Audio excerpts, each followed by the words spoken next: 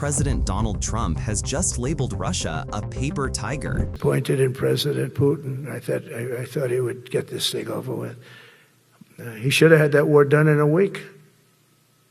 And I said to him, you don't look good. You're 4 years fighting a war that should have taken a week. Are you a paper tiger? Now, for those of you who might not know, that phrase has deep roots in history.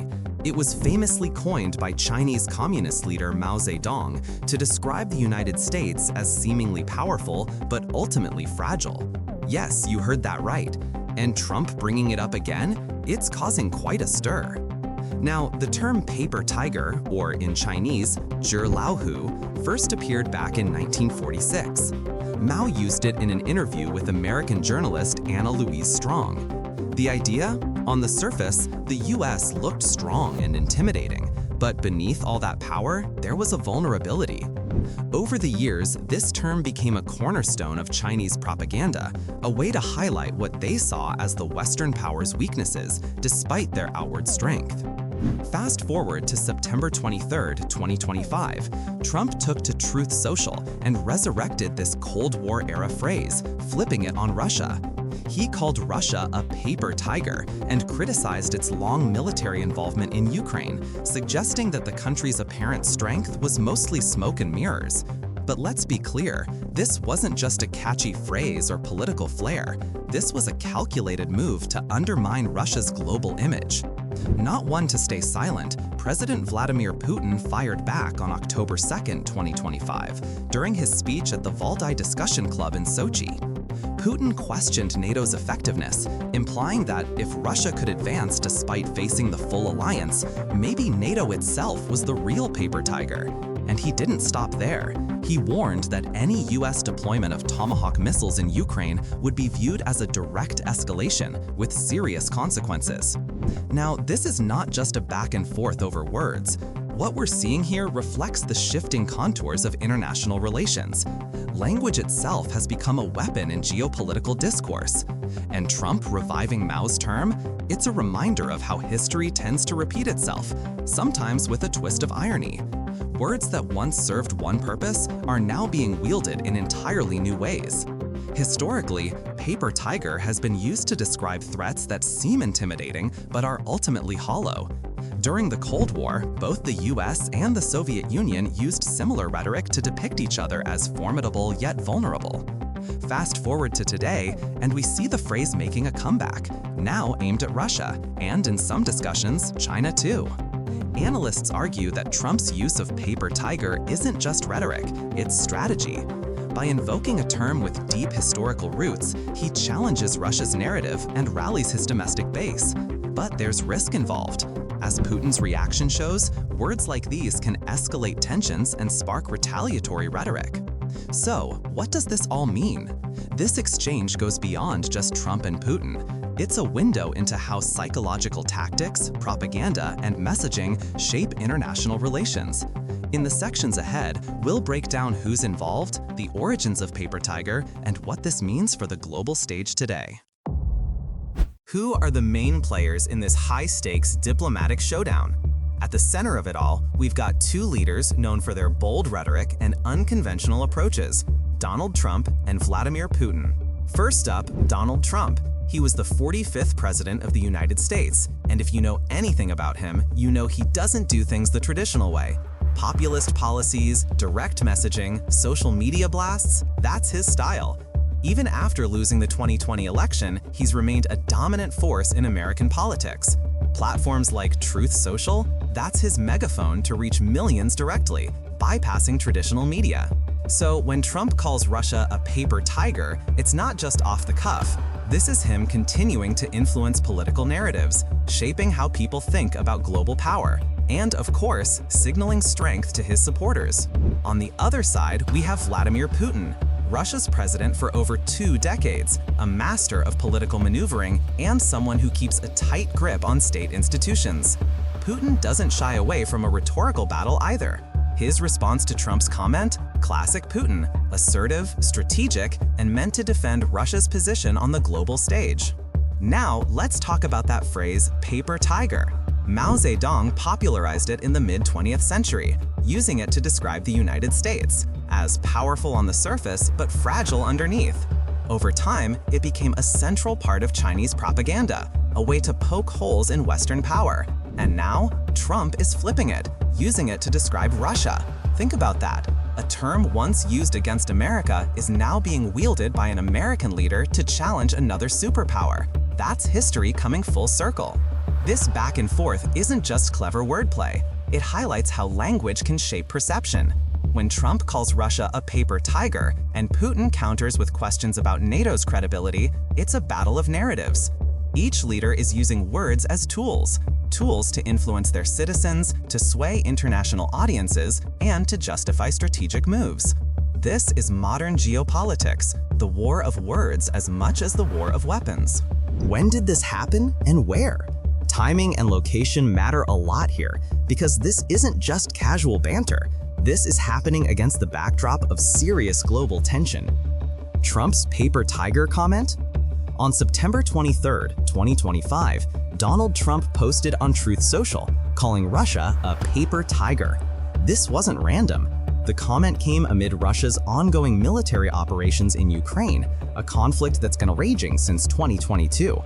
Trump criticized the prolonged engagement, suggesting that Russia's strength might be more smoke and mirrors than real firepower. Putin's response. Fast forward a little over a week, October 2, 2025, Vladimir Putin responded during a speech at the Valdai Discussion Club in Sochi, Russia. Now, the Valdai Club is no ordinary venue. It's a high-profile platform where Putin frequently shares his foreign policy vision and addresses the global audience.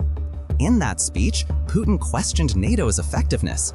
He basically said, if Russia can push forward even when facing the full alliance, then maybe NATO itself is the real paper tiger.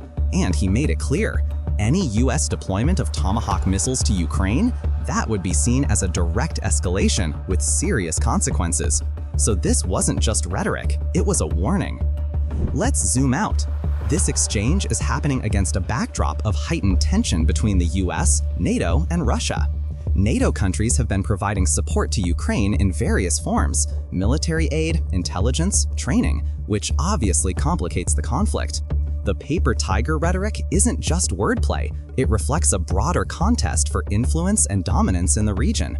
These statements coincided with increased military activity in Ukraine, ongoing diplomatic negotiations, and a tense global atmosphere. Words aren't just words in this environment. They send signals. They reassure allies, warn adversaries, and sometimes they stir public opinion. So when you hear Trump's post or Putin's response, understand that it's part of a larger chessboard. The when and where aren't just dates and locations. They're strategic points in a complex international game. Why are Trump and Putin using the term paper tiger, and how does this fit into their broader strategy? This isn't just wordplay, it's carefully calculated messaging.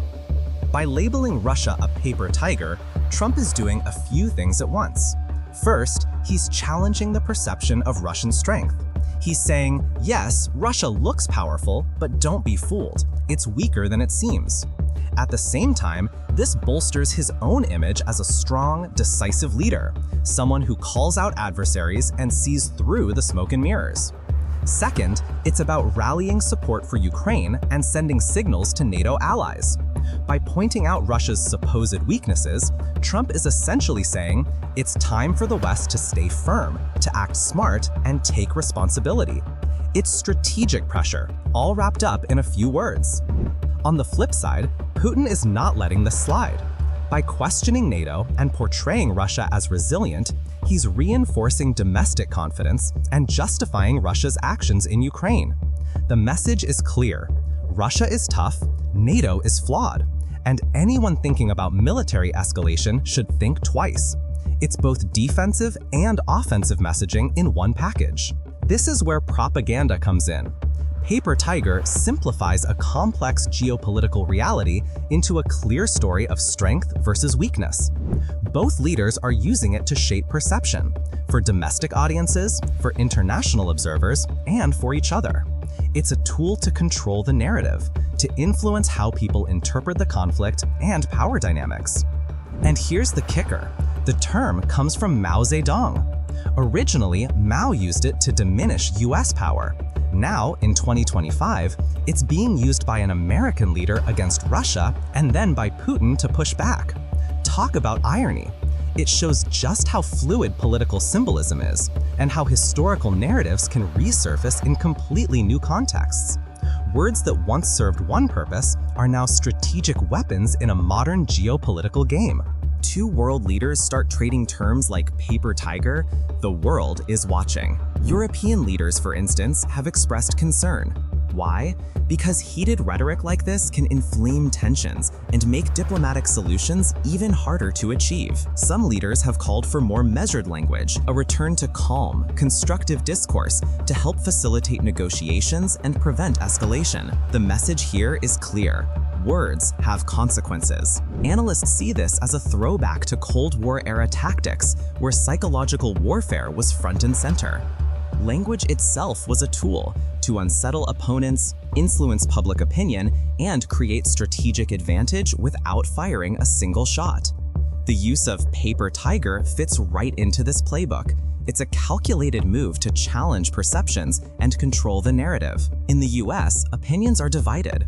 Some Americans see Trump's statement as a bold, assertive move, a challenge to Russia at a time when global security is in question.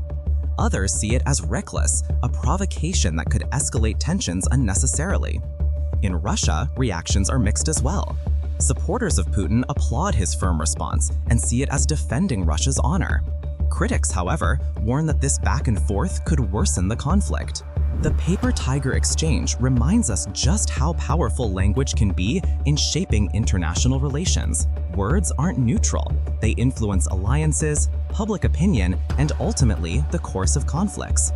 As global power dynamics continue to shift, leaders' rhetoric will play a critical role in defining who holds influence, how conflicts unfold, and how nations interact. Trump and Putin's paper tiger exchange isn't just a word battle. It's a window into modern geopolitics where history, symbolism, and strategy collide. The phrase itself carries decades of meaning, yet today it's a tool, a signal, and a weapon in the global arena. As we watch these events unfold, it's a reminder that in international politics, words can be just as powerful, sometimes even more powerful, than military force.